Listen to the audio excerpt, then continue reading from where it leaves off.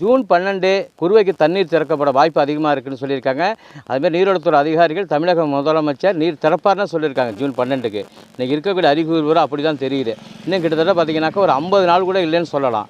ஆனால் அந்த கடமடை பகுதி நாகப்பட்டினம் பகுதியில் வெண்ணார் வடிநில கோட்டமாக இருக்கட்டும், காவேரி வடிநில கோட்டமாக இருக்கட்டும், பெரும்பாலான இடங்களில் நிதி ஒதுக்கியிருக்காங்க, பணிகளை தொடங்காமல் இருக்காங்க. இப்போ நம்ம நிற்கக்கூடிய பகுதி பார்த்திங்கன்னா வெண்ணார் கோட்டத்தில் ஓடம்போக்கிலேருந்து பிரிஞ்சு கடுவையாத்தில் வந்து இருக்கக்கூடிய ராதாமலம் வாய்க்கால் எனக்கு பின்னாடி பாருங்கள் நீர்வழிங்கி சட்டசம் அப்படி உடஞ்சி கிடக்கு பாருங்கள். கிட்டத்தட்ட 10க்கும் மேற்பட்ட கிராமங்கள் இந்த பகுதியில் வந்துட்டு வடவூர் வரைக்குமே கிட்டத்தட்ட பாசனம் உள்ள பகுதி தூர்வாராமல் கிடக்கிறாங்க இருக்குது. அதேமாதிரி கருவக்காடு வெறும் மண்டி கிடக்கு எல்லா இடத்துலையுமே. தண்ணி வந்தால் தேங்கும், அதிக மழை பெஞ்சால் கடலுக்கு போகும். நீர்வழிங்கி எதுவுமே சரியில்லாமல் இருந்தால் எப்படி விவசாயம் செய்ய முடியும்?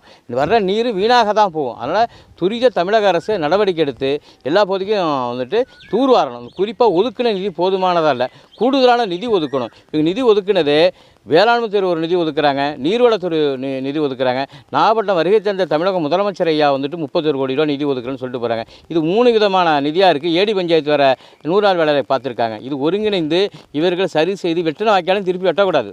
அதே மாதிரி எந்தெந்த வாய்க்கால் சரியில்லையோ வாகனத்தில் வந்து ஆய்வு செய்யணும். இடந்து நடந்து எல்லா இடத்துலையும் போய் ஆய்வு செய்து மறுபடியும் கூடுதலாக நிதி ஒதுக்கி டெல்டா மாவட்டம் முழுமையாகவே தூர்வாரணும், நீர்வழிகள் சரி செய்யணும் என்பது ஒட்டுமொத்த விவசாயிகளோட கோரிக்கை.